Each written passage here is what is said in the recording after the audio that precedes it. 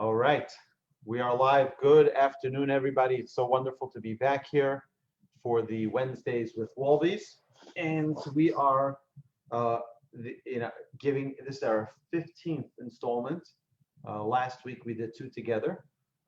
We did the written Torah and the oral Torah, and we discussed how these two are critical for our understanding of the word of Hashem, that the Torah just tells us what to do, but not how to do, and that we need the oral Torah. The written Torah tells us what to do, the oral Torah tells us how to do. And we went into great detail on that last week, way number 14 and way number 15. Today we are talking about way number 16. And way number 16 is a really special one. It is about limited business. All right, b'miyut schora, limited business. What is limited business? So,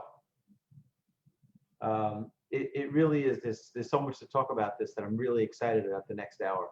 So, what?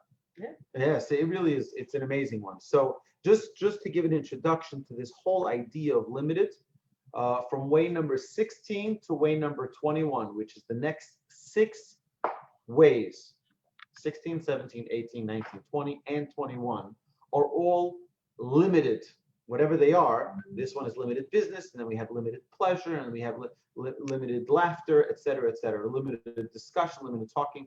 And all of these are really, really important for us to understand the whole concept of balance. Okay? So, we'll get started here. Okay. I think women have a harder time with the concept of balance. I think a lot of us, I'm speaking for myself, also, we're pulled in so many different ways that sometimes we're trying to do everything and then we don't do anything properly. So I think the whole concept of balance is something that's just very important for us to all work on. But we're talking about this limiting, right, and having a balance. And so as Aryeh is saying, that we're going to be doing that with the next 6 classes, or we'll see, we might combine some of them. But the whole concept of balance and limiting, right? So we're not, all these things that we're going to bring up, and starting today, we're going to be talking about business. So we're not saying these are things to cut out of your life. We're saying that these are all things that are obviously important to have in your life. They're all necessary part of our everyday existence, but we have to balance. We have to find a limit, and we have to find a healthy balance, right, with all these things. So the same way, Aryeh, you were saying with that Rabbi Weinberg used to say. No, Weinberg, he always used to say, he says, anybody here like potato chips? He says, I love potato chips. And those of you who know, who have been regulars to my class, you know that I love barbecue potato chips, right? He says, but go ahead and eat a whole bag of potato chips. He says, you'll be sick to your stomach. Challenge accepted. Right? I'll do it. Yeah, right? No. It's great to have potato chips. And I love potato chips, but too much potato chips make you sick, okay? And that's the same exact idea with any type of limit, any type of balance, is that there needs to be a proper amount for it to be successful, for it to be pleasurable and enjoyable. You have to wait. Let's step back for a second. When we spoke about way number 1, we said that all of these different tools that we're going to talk about are tools to maximizing pleasure in life. All of them. So if we want to really maximize, this is part of it. We have to know how to balance things. And these next 6 areas that we're going to talk about over the 6 coming weeks are 6 individual areas that if we don't have balance, we lose all perspective and we'll never be able to enjoy it. So I digress. No, so I think we live in a physical world. We live in a world, and it says that the Torah, Hashem created this world to give us pleasure. But we're also saying that we need to limit our pleasure, limit our physical, desires in this world. So it's we're going to try to discuss here a little bit, how do we find that balance? How do we, we're, again, in this physical world, a world of pleasure, right?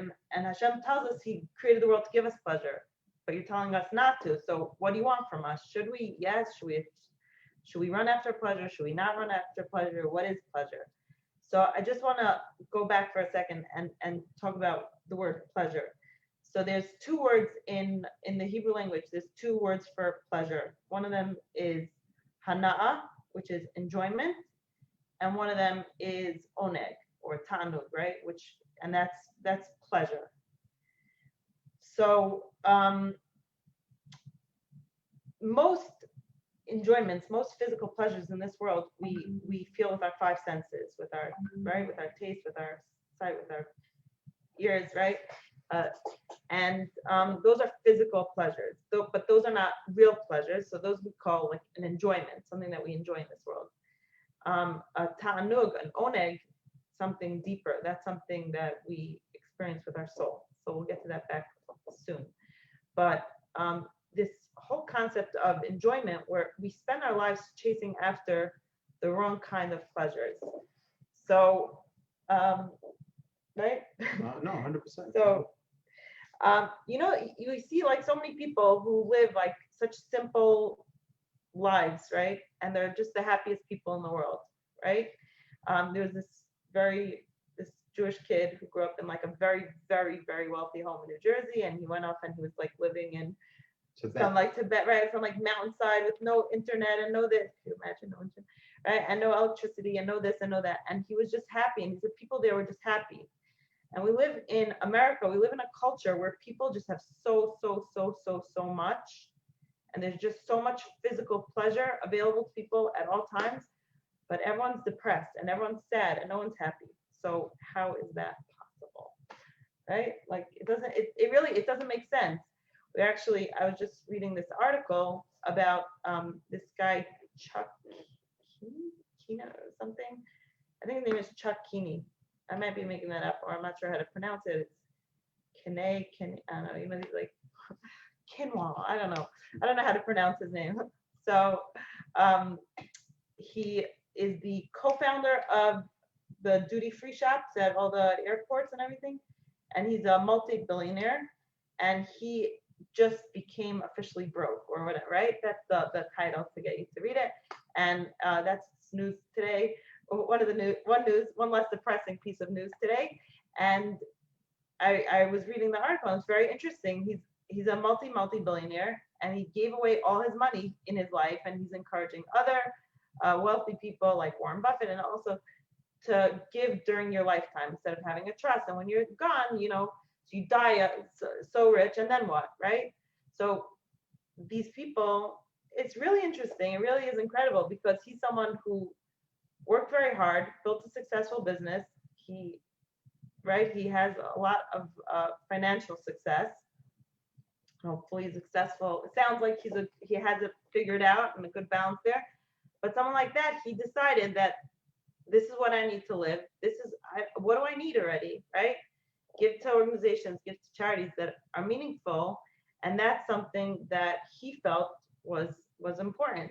That's what he felt. There's also a story of, what's his name? Right, Wolfson. What was it? Reichman. Yeah. Want to see that story? Yeah, so there was a multi-billionaire Jewish family in Toronto. This is a tale that they say about him. And he wrote in his will, one of the brothers, there were three brothers, and one of the brothers, the Reichman family, allegedly wrote in his will that he wants to be buried with his socks. And we know that in Jewish law, you can't do that, right? Everyone's buried exactly the way they came, right? Except for with shrouds. And, he knew, obviously after he passed away, they read his will and he says he wants to be buried and he can't. And then he writes, I guess people do two wills, right? And they do one before burial, one after burial. And in his second will, he wrote, you see, even your socks you can't take with you. You can't take anything with you, right? Even the socks. And it's such a powerful lesson that people think like, we're not here for forever. So, which would be a very good segue into our topic of limited business, is that people invest their lives, their time, their day, their night, their everything to their livelihood. instead of possibly reprioritizing in family, in spending time with their spouse, with their children, with their parents, with their friends. And people are just all obsessed and addicted to their jobs, to their business, to money, to all those materialistic pursuits, and potentially giving up on the, okay, so I don't want to jump into it yet because we're still in the middle of the introduction to the idea of balance. So no, so I like that story. It's just, but I think so. We're talking about pleasure, and we all need to. People, we spend our lives as humans. Human nature is just chasing pleasure, and we go from one thing to the next. And when we're bored or lose interest in something, we move on to the next physical pleasure. And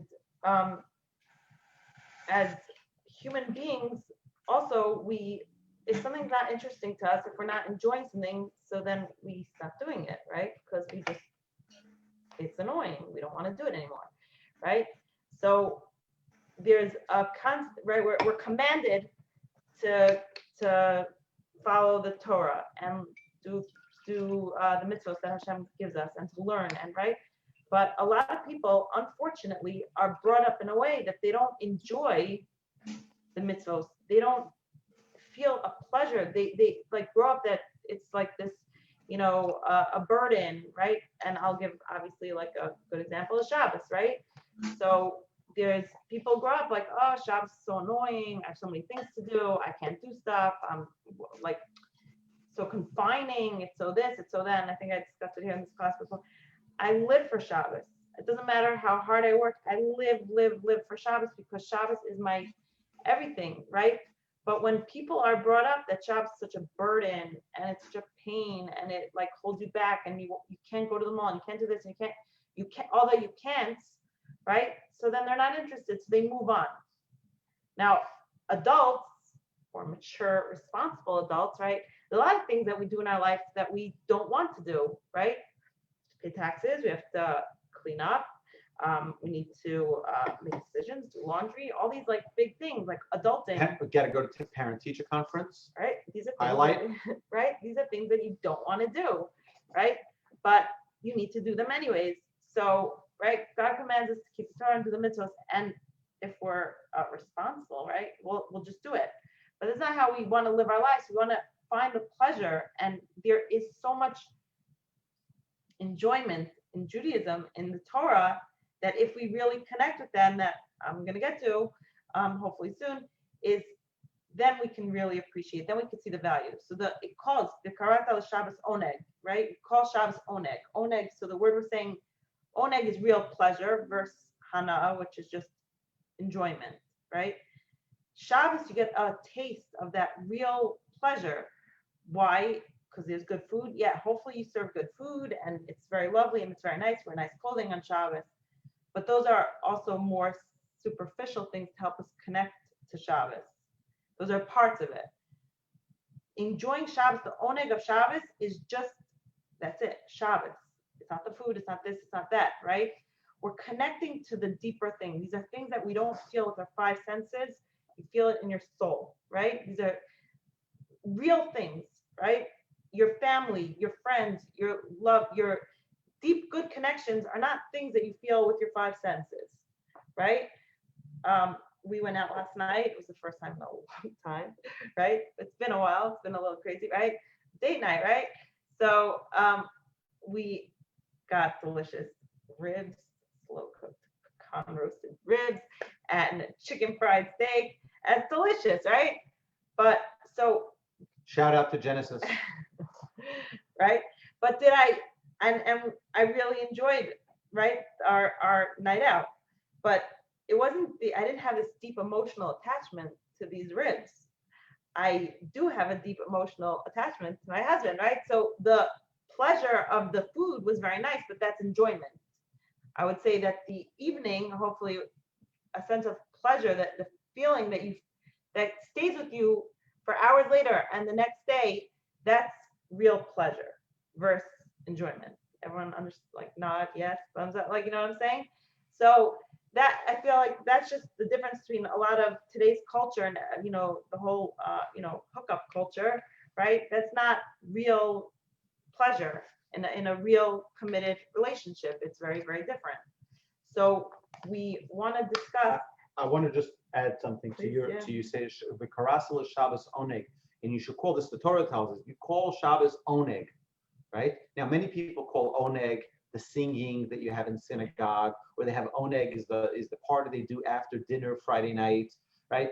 The reason why it's called that is because of the verse in the Torah that tells us that you should call Shabbos an oneg, a pleasure, a real pleasure. Yeah. It's very interesting. If you take the word oneg and you rearrange the letters, you put the ayin instead of in the beginning, you put the ayin at the end, it becomes the word nega.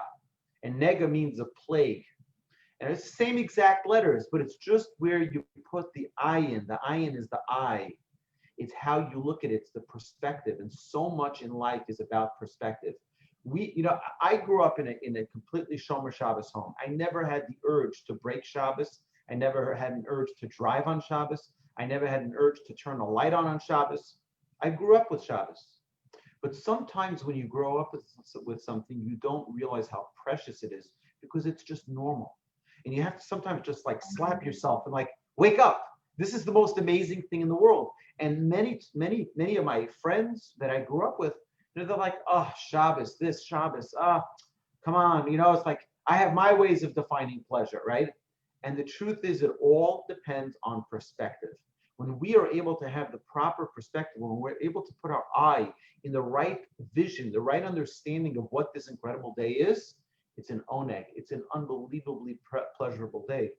But if God forbid we put our eye in the wrong place, not understanding what true pleasure is, the true pleasure of Shabbos is, then what it becomes like a plague to us. It becomes a nega.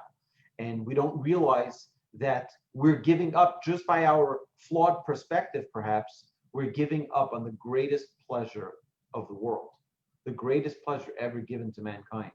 And that's what God tells us, by the way. It is the absolutely greatest gift in this world is Shabbos. You know how I know that? Because God said so. And he says, he calls Moshe Rabbeinu, he calls Moses, and he says to him, I have the greatest gift in my treasure house, and its name is Shabbos. Go give it to the Jewish people. It's my gift to the Jewish people. God says it's the greatest treasure. All we need to do is understand and practice it. And it doesn't take one Shabbos to become perfect at Shabbos. It takes a lifetime of Shabbos, every time excelling in one new minute of Shabbos, one new element of Shabbos, one new experience of Shabbos to really make Shabbos perfect and to make it that pleasurable thing. So again, I'm sorry to take you off but that's the idea. When you talk about oneg, it's in all, I love that idea. Hana'ah, pleasure, is enjoyment is one thing. You're right, that steak is enjoyment. But I might have actually really, like, it was real pleasure. Maybe that's no. Yeah, it was good really enjoyment. It was good enjoyment. But pleasure is something that beyond a day, beyond a week, minutes, a month, a year, you can think back like, wow, that was such a great experience, right? How many times can we say that about food? All right, not really. So you go to Cafe Du Monde and you have the beignets, and it's like, wow, okay, great. So 5 minutes later, you're like, okay, what else is new? Now what, right? But when a person has a real connection to pleasure, to oneg, that is a lifetime that we carry with us, that connection. Yeah, the same way I'm saying with people, right? My son's in yeshiva in New York, and it doesn't matter how many times he leaves. I cry every time, right? He's a big boy. He's almost 18. Oh my gosh, in less than a month, he'll be 18. So, right? But when he leaves, he's part of my soul. I miss him, right? I miss him. I'm emotionally attached to him, right? A person. The same way that you have that emotional attachment, right? You don't say, oh, I miss that food. I miss that, whatever it is. But Shabbos, if we really connect to Shabbos and realize the pleasure of Shabbos, then you miss it. When Shabbos is over, you're not like, oh, good, thank God, I could finally like catch up on on my Facebook. That's not what right? When Shabbos leaves, you feel sad because you love Shabbos and you're connected to it. So I think what Aryeh is saying with some of his friends, unfortunately, all of us need to grow in this area, but you could grow up living a certain lifestyle and learning Torah and keeping the mitzvot and keeping the commandments of Hashem and still not feel that pleasure. It's a lifelong, when we realize right? It's a lifelong pursuit of connecting to and understanding what true pleasure is. And true pleasure you don't necessarily feel in an instant, like enjoyment of physical pleasures, right? You connect it, and the more you realize what it really is, right? I think, like, let's go, like, because we're approaching Rosh Hashanah today, so let's go like a little deeper here for a minute, okay? So are we bodies that happen to have a soul inside our body, or are we souls on this earth in a physical world that in a physical form are clothed, right? And we have a body that takes the form of who we are, right? Who are we, right? So I think a lot of that is this whole concept of pleasure, and right, are we trying to like bring pleasure to our bodies or to our souls? And what's deeper? Of course you want to live life and have a good time, and you know, if you're not living life, most people cannot live in this world. The greatest rabbis cannot live in this world without any earthly pleasures, right? Okay, some can, and that's a very, very, very high level. Most people you can't, right? We're in a physical world. It's nice to have, things, but again, balance. Okay, how many designer purses, bags, stuff do you need? Does that really make you happy, right? There's a certain level of balance of what's going to bring you this pleasure. So if I'm talking about like a soul, right, and we're running after physical pleasures the whole life, and when you're doing that, you're really pushing away opportunities and times to really connect with the deeper, with real pleasure. So are we these souls?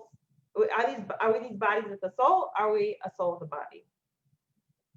We're a body with, right? We're soul. Sorry, we're a soul that is walking around in a body. Okay, and the same way, like, again, we're going a little deeper here. So our souls, who are you, right? A lot of times you ask someone like, oh, who are you? And everyone says, oh, I'm a doctor. Oh, I'm a marketing executive, right?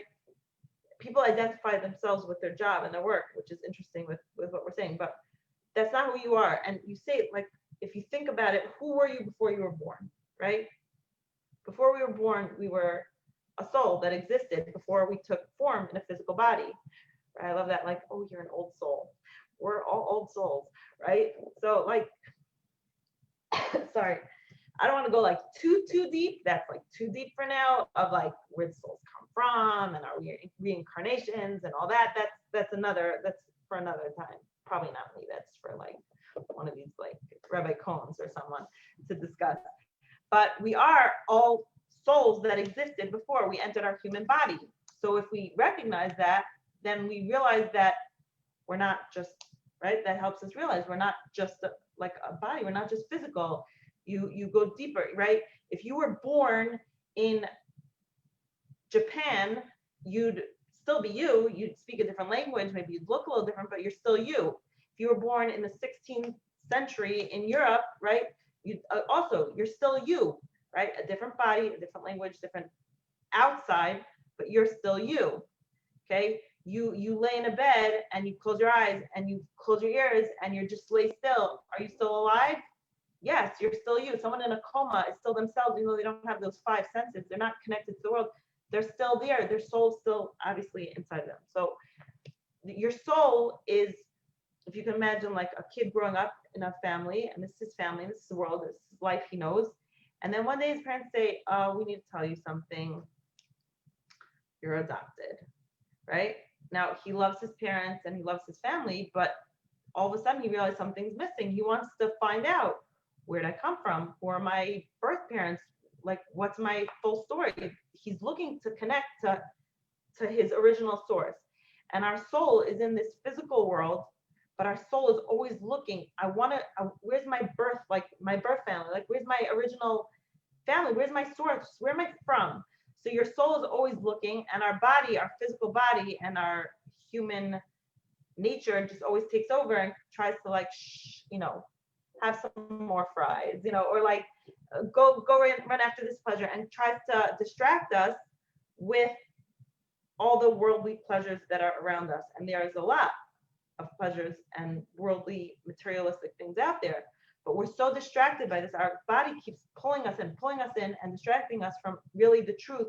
And it's our soul. Our soul is really always looking for something more. And if we just shut it all out and we quiet all the noise and all the outside world and really think, then we can really recognize that our soul is looking for more.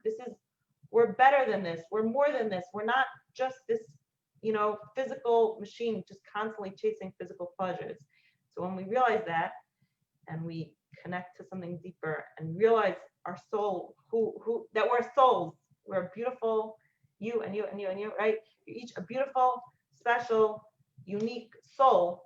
And when you try to feed that instead of your physical body, then we're on another level here.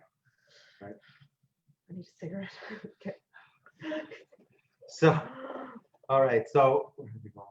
Go for it. Okay. Yes, let's So get now, started now. yeah. So now, with that incredible, thank you, that incredible introduction of understanding that it really is a phenomenal idea, right? That what are we focusing on? So now we have to realize that we have to focus on life the way we focus on business, right? With business, we set goals, we set measurables. How do I know if I'm successful? Well, in 2 months, I should have this. In 3 months, I should be there. In 4 months, and we set out a path for our year of exactly how we want, and we strategize. What happened to Jewish life like that? What happened to our accomplishments of, I want to overcome anger. I want to be more patient. What happened to all of our traits and working on them just like we do business? So when it says limited business, meaning just like you strategize in business to be successful, strategize in life to be successful, right? Be goal-oriented. We should be goal-oriented with our lives, right? Evaluate what are our priorities, right? It's such an important thing to think about this. So what are my priorities?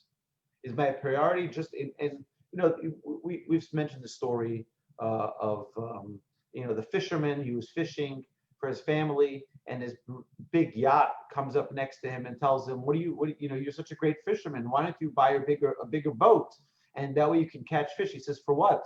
He says, then you make a lot of money. You'll have a big company. You'll be able to make all this money. He says, and then what? And says, and then with that money, with that business, you'll be able to sell it, and then what?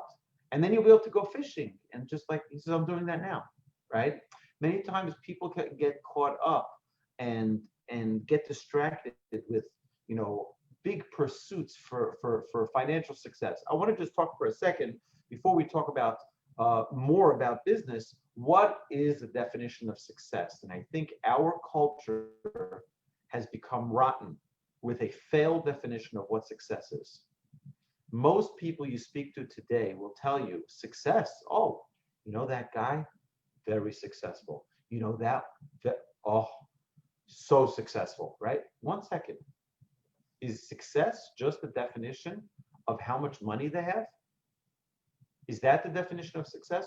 Or is success that someone is able to be a good father, a good mother, a good spouse, keep a good relationship going with their neighbors, with their friends?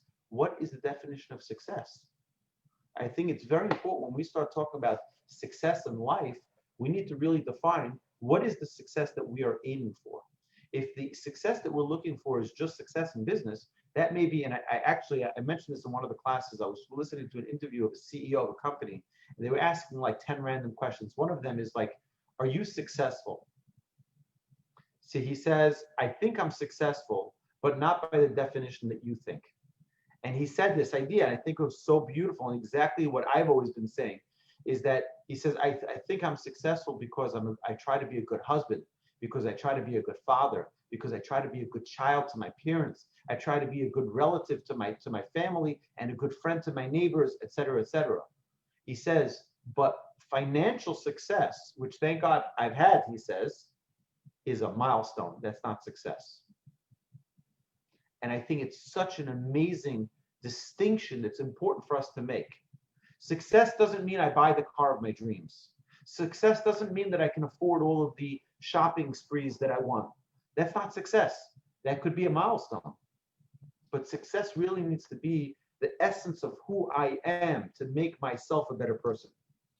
So whenever we use the word success, it shouldn't be interpreted as something as physical, external accomplishment, but rather as an internal change in who we are, right? We need to be strategic. We need to have a strategic plan in our life and keep notes of those strategic plans, right? I have a very dear friend who, at the beginning of his journey and every year since, he calls me up before Rosh Hashanah. He says, listen, you're my rabbi. I want to talk to you for a second about what my plans are for this year. This is my goal. And he goes through a list of all of his goals that he has for the year. I think it's very, very amazing. Really a special thing that he has a goal. He set out, I want to read this and this and this. I want to learn this and this and this. I want to give this and this and this to charity. I want to do it, right? And he has all of these goals set out for the year ahead. That is strategic, right? That is planning a step-by-step. And many times I've told him, I said, it's amazing, but I think you're jumping too high. Take a smaller step. There's no need to jump so high. He said, what do you mean? I want to be ambitious. Be ambitious, but don't jump so high.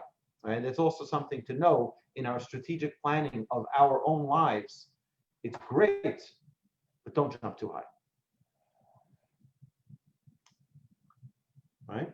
Mm-hmm. Okay, so to get the wheel churning, right, there are a few questions we can ask ourselves. What have I accomplished today? What would I like to accomplish today? Right? Did I accomplish what I intended? Right? How am I going to improve for tomorrow? What are my strengths and weaknesses? What's my profit? What's my loss? Right? These are questions we should ask every single day. You know what? Set out a goal. My wife is amazing with that. She has a list that she uses every day as her guide, as her mentor. Now, that doesn't mean that every day you're going to accomplish everything, but at least you have a direction of what you want to accomplish. And it's so critically important to have the tools that we need to be successful. And as this is a class of picking up tools for maximizing life, I'll just share one amazing tool, which I love. It's an app that's created by Google, and they have it on Apple and they have it on Google devices, and it's called Google Keep, right? And you can have check boxes. I love it because I put in my daily things, and I love checking things off that list. Like boom, boom, boom, boom. And for me, a successful day is when I get my primary objectives done by noon.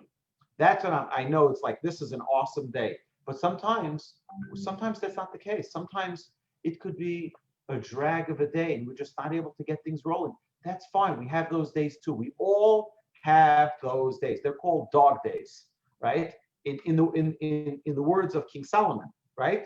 Everyone has a dog day. Don't worry about it. Not every day is a day of accomplishment.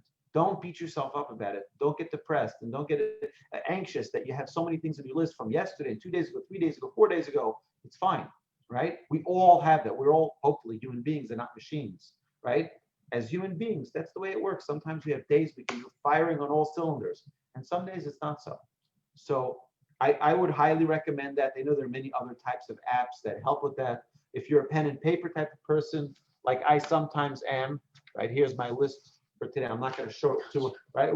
My daughter took it yesterday. She made a mess of it. But, it's things that I need to get done, right? And it's very important for us to all have our goals and objectives of the things that we need to get done, not only short-term, but also long-term. What do I want to accomplish by the time I reach? And I know someone who did this actually with Torah study. He wanted to finish Talmud at a certain age, and he wanted to finish right. And he set goals. He says, you know what? In order for me to do that, at this age, I have to start learning at this pace, and at this age, I have to start learning this, right? And that's very, very important for a person to set goals and to be strategic about it. By the Siyum Hashas, by the conclusion of the entire Talmud celebration 7 years ago, this is 7.5 years ago, I was there, and Rabbi Yisachar Friend said an amazing story about actually someone that I know who made Aliyah He retired, made Aliyah, and he went to meet with Rabbi Nosson Tzvi Finkel of blessed memory, who's the head of the Mir Yeshiva, and he said to Rabbi Finkel, he says, my goal is that by the time I reach this and this age, I know that I want to know the entire Torah, everything, from the written, the oral, and in the oral, it means knowing all of Mishnah, it means learning all of Talmud, it means learning all of Halacha, it means learning all of Rambam, unbelievable. He says, and this is my schedule, so that by this and this date, I'll be done. But that's called strategic planning. That's called really taking it seriously. This is a goal, a life pursuit. Let's not leave it to chance for it to just one day fall on our laps and get things done. We really need to set out goals that are doable, that can be accomplished.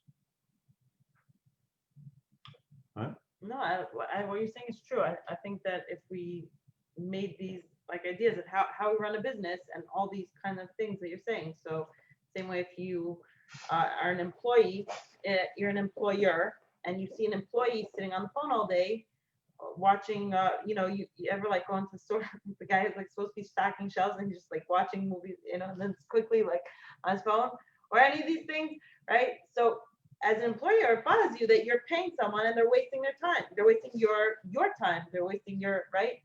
Because it's your time because you're paying them for it. So, but like in our own lives, we waste so much time. And like I was saying, yeah, of course you could have lazier days. You know those days that like, you're like, oh my gosh, it's 2 o'clock. I have to go pick up carpool. Like, how's it 2 o'clock already? Or like, it's 5 o'clock. Like, oh, dinner. Like, and just how the day disappear, and you had all these things you wanted to get done and didn't get done. Interesting. It happens like all the time, right? So and so you have some of those days, but if you're constantly saying like all these things that you're going to do and you don't get them done, or you're so busy, like with work and things, right? I think a lot. So going back to like actual work, we're saying how work is like life, and we have to treat life like work. If we do all these things, strategic planning and research and development and all these like goals, right, evaluations and accounting, right, checking all these things, all these ways of running a business, we do that also in our lives, and then you write them all down, and then you also make another list and you write down, okay, what are my goals in life? What are my priorities? What are my things that I need to do in life, right? And you look at these two lists side by side, and if there's a major discrepancy here of what your goals are, what you want to accomplish in life, right, and the things that you're all the other stuff, then you're in trouble. You need to reevaluate and adjust the way you're living your life, the way what your priorities are, what your whole business is, I don't know if you're still going on that list, but I don't want to go on like a separate tangent here, but I think like a lot of things that people like, everyone's like, oh, it's Monday, right? Like, or like, I hate work, I have so much, right? And on one hand, people are like, oh, I have so much work, right? And then also you can't get them out of work. Like a lot of times the same people that like, or you also have the people who are like, if you love what you do, you never work a day in your life. And you're like, right? And it's like, okay, good for you, no, but for some of us, I think it's true. Like we happen to love what we do, right? We love learning and teaching and growing with people. And that's what we do. So it's not work, but it really is. Most people, for going to work, it's such a drag. It's so hard. It's so, right? But you can't get them out because people evaluate their own worth, not by their actual lives. They evaluate their worth by their jobs, if they're successful in work, because they're good at that job. So maybe they're a horrible spouse or a horrible father, right? Maybe they're, but I'm saying a lot of times that's how people evaluate themselves, is how they're doing at work. If I'm successful at work, so then they throw themselves more into it. They feel creative, they feel valued, they feel powerful, they feel whatever it is at work, right? So they're living in this world that's not life. That's a means to an end, right? It's not. You want to work, you want to have a job. The biggest rabbis in the world, through right, were farmers and businessmen and shepherds and anything. I'm saying they were like right, waiting tables somewhere. You have to have a job, but A livelihood. a livelihood, right? But that's not your life. So when people get like married to their work, and like I hate the term, oh, this is my work wife. I don't know why that's like drives me nuts. It bothers me. It's such a bad concept that like you're married to your work. This is your secretary or coworker or whatever who's your work wife, and you say that and work around like in front of your it really bothers me.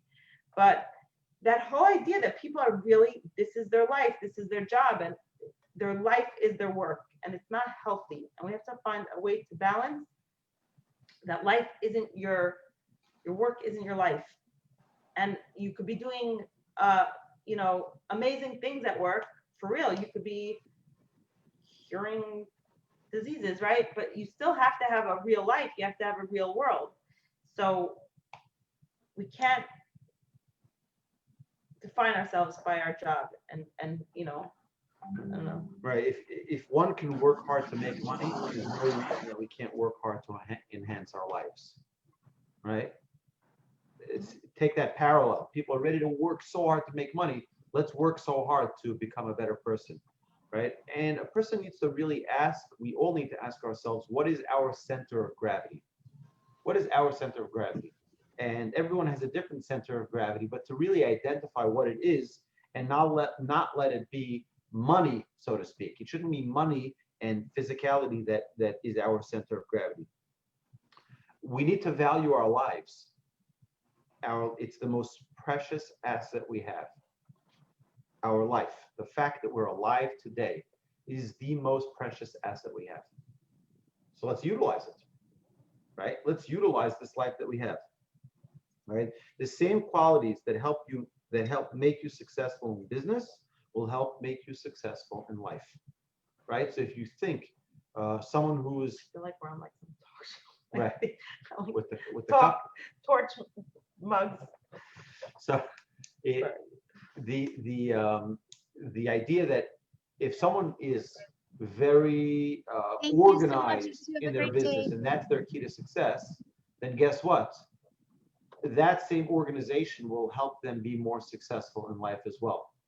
If a person is very, very ambitious and that is the key to their success in business, that same ambition is the key to success can help them be successful in their own personal life.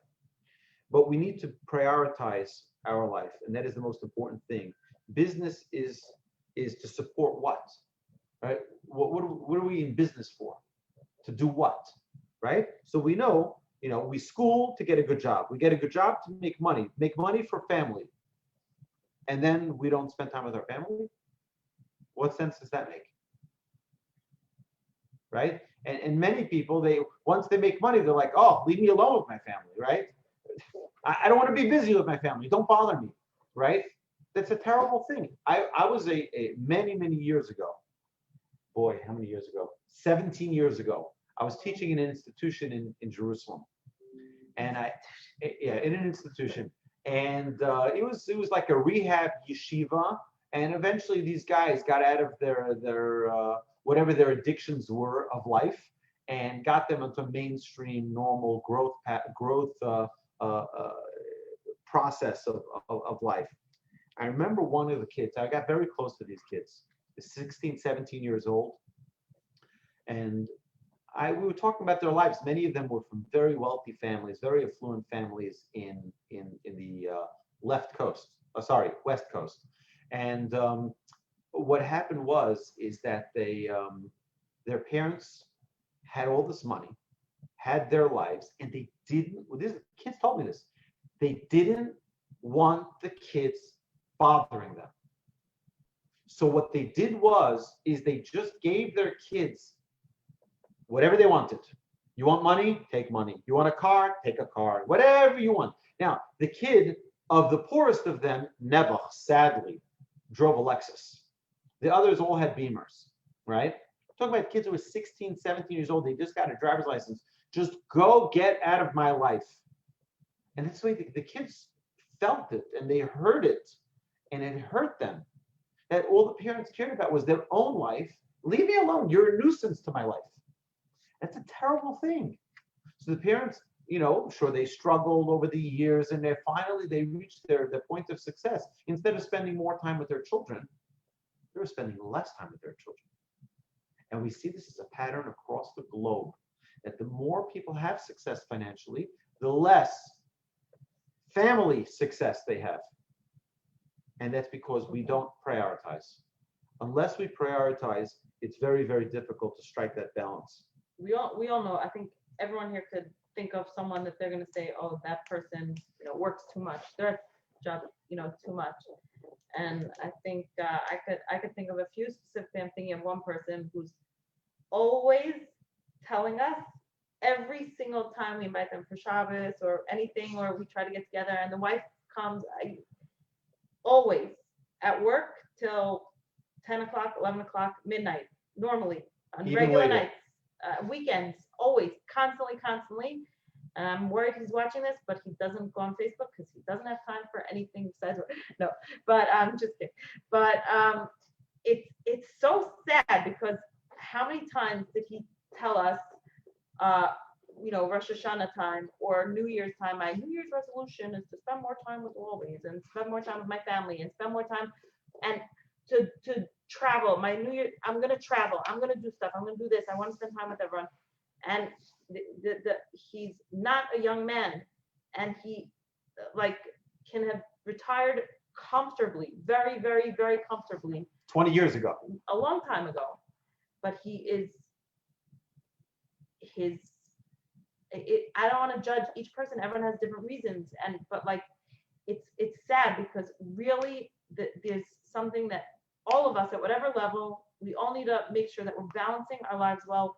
We're doing the right thing, and we're evaluating our priorities, making sure we're living life a certain way. But this drive for work and the success and finding what's the word? I don't know, just feeling good about yourself just because of what your job, it's very, very dangerous. It really is. So businesses all have mission statements. Every human being should have a mission statement. And I want to share something. I plugged my brother a few weeks ago about his podcast, that he reached 1 million downloads. And I was listening to one of his podcasts where he actually published a podcast. I recommend you all listen to it. It's called Thanks a Million. And it's about his journey of life, and how many people doubted him, and how many people didn't believe in him, et cetera, et cetera. One of the really incredible things that he mentioned was that, lost my train of thoughts, but so he said one thing, and it was really, really striking, because the Ramchal that we learn in our Monday night Musar Mondays says that we have to know what we're living for.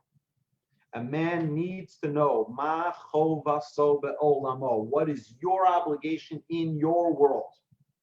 Every one of us have our own obligation in our own world. It's not just to be like everybody else. Let's just blend in. That's not what it's about.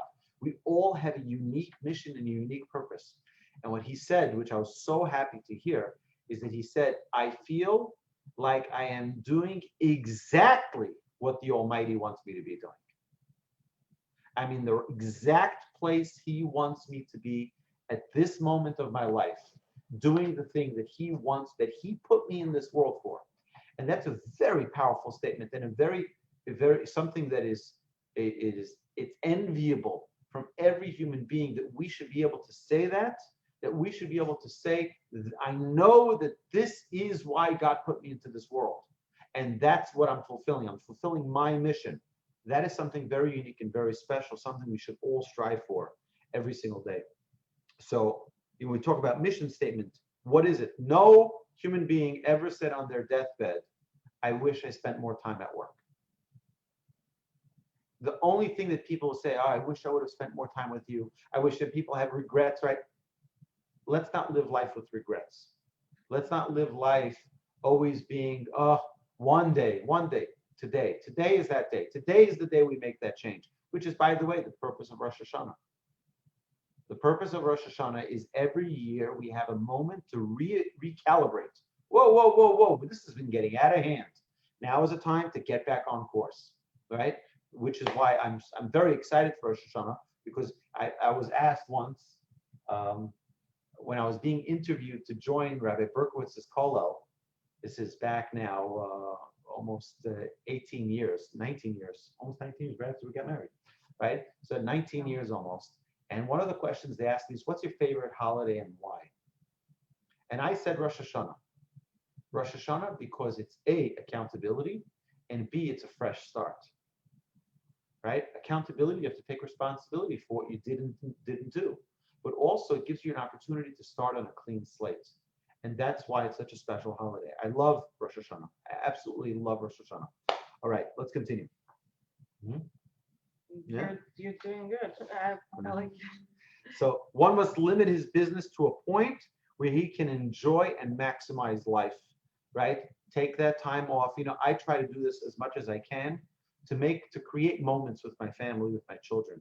And sometimes it could just be 5-10 minutes of having a catch a frisbee with my son, or playing a game of backgammon with my other son, or just sitting on my daughter's bed and schmoozing, right?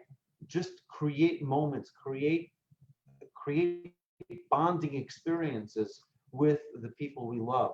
And it doesn't have to be for every minute of every day, let's just be helicopter parents 24 hours a day. Let them live their lives, let them have their friends, but create the experiences so that when they think back, they'll remember, oh, my parents were always there for me. My parents were always schmoozing and playing and ready to, they weren't always too busy for me and not have the time for me. It's a balance, and it's an art that's not perfect, certainly not by me, right? But it's not easy to strike that balance, because we change, the people around us change, circumstances change, it all changes. Everything is, and the variables are always different. So we're only expected to deal with the things that we are capable of. I just put something on for my closet that I haven't worn in a while, and I put it on. I'm feeling like nice and confident. And sorry, one of my daughters, like, no, Mom, no, you're not wearing that, right? And I'm thinking, like, when I bought this, I felt really good. I thought it was really gorgeous. It's a classic. It's gonna be in style forever, and it's perfect, right? Obviously, style change, and I'm like, okay, yeah, no, I'm not wearing the same one, right? Maybe in like 20 years it comes out here. Right, but styles change, right? Things change. You have a gorgeous vase in your dining room that a ball flew out of nowhere. Nobody threw it, but somehow it broke a vase, right? And like, right, your physical possessions in this world, your house that you're super attached to, that you live in, someone else is living in and destroying, and who knows what it was, right? All these things that we get physically attached to, all these things in the world, they're not, it doesn't matter, they're transient, right? Like, these are things that just come and go. Even friends, right? Our kids, like, they're, oh, my best friend, right? Okay, like, how many of your childhood, if you're very, very lucky, you're still friends with your childhood friends. Most people are not in touch with their, young age, when they were little kids, the people that they were friends with. Some are, but usually friendships, relationships, things change, things evolve, right? All these things, jobs, life, where you live, where you work, right? Everything changes. These are all these physical things. The true things are the deeper connections, the real friends, the real family, the real thing. And even those, if you want to get a little morbid, all those things eventually leave, right? People die, spoiler alert, right? Eventually. And what's your only constant is really Hashem, right? Right? That's the only thing that existed before you and after you and continues. That's your only real thing. So all these things that we're chasing, all these physical, materialistic things, they're not important. Of course, family and friends, I'm not saying those are not important, but I'm saying those are very important. The highest level is like, and then comes, right? Because these are things that are important when you, right, like, are you saying on your deathbed, these are the things that you value. These are the things that you want. These are the things that that are important. And if we get so distracted, and it's very hard, we keep saying, oh, when I have time, I'll, when I make enough money, I'll retire and I'll read and I'll try and I'll do this. So we have to see what are our priorities, what are things that are important to us, and find a way to fit them into our everyday life. So if we're saying limit business, that's not saying like going into your boss and saying, I retire, I'm gonna, start studying all day now. That's or just hang out with my family or just play golf all day. That's not what we're saying. We're saying that you have to find priorities, find that balance, figure out the time that you have. That doesn't mean, maybe if your work day is a certain amount of time, cut off a few hours, 1 hour, a half hour. We work a half hour earlier than you're going to, and say that extra half hour I'll spend with my family. That extra half hour I'll go to class or do something important, and not say, oh, one day when I have time, when I this, right? We have to find the time now for these things that are important. And the truth is, even in our busy life, in our busy workday, right, you could still, even if really like you do need it, right? It's like almost funny because not funny. Half the world, or like half the people you speak to, are like overwhelmed, so much work, right? And then you also have a lot of people who unfortunately are unemployed or working at jobs that are below their skill level or whatever it is, right? Or like doing jobs they don't like or they don't, right? So if you're lucky and you have a job that you like and you enjoy, so good, enjoy and do it and do your best at your job. But remember that that's not your life. It's not your whole world. Remember your priorities. And even when you are there and when you are working, so you always have opportunities to, you have breaks. You could choose how you use your breaks, and on your drive to work or on back to work, you can choose what you do or what you listen to, or listen to a podcast.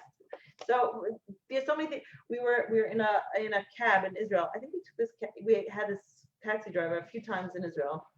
This like cute older Israeli like guy, at like an older man, and he was listening, like he didn't look it, but you walk into his cabin, every time you came in there was a Torah class playing in the background.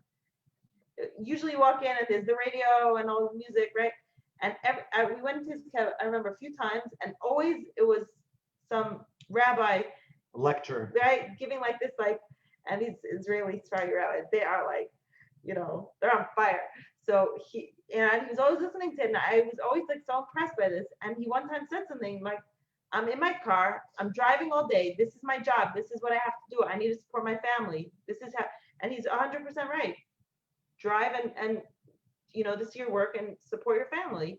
But he's sitting in a car and he has an opportunity to listen to music, garbage music all day, or he has an opportunity. He's literally sitting there, and he's like sitting in a base medrash. He's sitting in a study hall learning Torah all day. He's driving a car while he's doing it, right? And that's his job. But really, we have opportunities throughout our day, throughout our time. So put it all in perspective. Work because you need to work and do it, but also, family, your life, and what are your values? What's important to you shouldn't be like forgotten. I want to, I don't know if you have anything else you want to add. I have two things I want to add here. And that is that number one is that Torah is really found among those who are engrossed in commerce. There's an amazingly encouraging story by the Chaye Adam, one of the great halachic leaders of the previous generation. He wrote fascinating books on halacha. And in his introduction, he writes, and many of you will ask, what right do I, simple businessman, have to write a book like this on halacha? See, he says an unbeliever brings a midrash that says that a woman who doesn't have children, so there is, if a woman doesn't want to have children, if she doesn't want to have children, after a certain amount of years, she can never have children again, right? Because she said out in her mind, she doesn't want it, she doesn't want it, she doesn't want it. I think it's about 10 years, and then she can't, even if she wants to later. But if she wants to, and she always desires to, but she isn't for whatever reason, even after many, many, many more years than 10 years, she can. Right? Because the desire behind it keeps it possible. He says the same thing is with Torah. He says if someone leaves Torah or someone doesn't learn Torah and doesn't want to learn Torah, leave me alone, I don't want it. He says it's very, very hard, perhaps impossible for them to ever attain it. He says, but if someone really wants to, even if they're distracted and they have, but they always want to get back, but they can't for whatever reason, he says, then it's always attainable. He says, he says, for years and years I was involved in business, but my heart always wanted to be in the study hall. I always wanted to learn more Torah. He says, when I was able to, when I was on these long trips going to Leipzig, which was the big market where people would buy goods and sell goods, he says, even when I was traveling the long distance there, I would take my Mishnayos and I would learn the Mishnah, I would learn something. So I just wanted, because I had such a desire to learn. So he says, you might think that I'm just that businessman and I really am not so learned. He says, I want you to know that desire to learn never, ever, ever stopped. And I think the same thing is true with any of these pursuits of wanting to seek perfection and wanting to attain goals. As long as we don't let go of our dreams, it's possible. It's within reach. But the minute we give up, there's no more chance. And we can never give up. Leading that, just my second point now, is that the Mishnah says, over here, our Mishnah, it says limited business. It doesn't say limited toil. Because King Solomon says, Adam la'amal yulad, man was created to toil. So while business needs to be limited and it needs to have a balance, our toil in life, our work at life, our work at becoming the best spouse, our work at becoming the best parent, our work at becoming the best community person and volunteer and becoming the best individual that we can become, that toil never ends. And it's a very important distinction between the Mishnah that says, that our Mishnah that says, that specifically talk about business. It's not talking about toil. And we need to always be working, always be busy doing things. So as a summary, if we use the same methods for wisdom as businessmen use for money, then we can be billionaires of knowledge and life's true pleasures. So, anything else? Thank you so much, everybody. Shana Tova, Aktiva B'Chatima Tova. We should be written, inscribed, and sealed to an amazing new year. And looking forward to a whole nother amazing year together doing these 48 ways. We have many more to go. I believe we have another 33 to go, or 32 to go. I'm really excited. So, Shana Tova. For those of you who are interested in joining our in-person Rosh Hashanah service, you can go to our website, or you can go to popupshul.com. Popupshul.com, select Houston, Texas, fill out the form, and we look forward to seeing you. Have a magnificent new year, everybody. Thank you so much.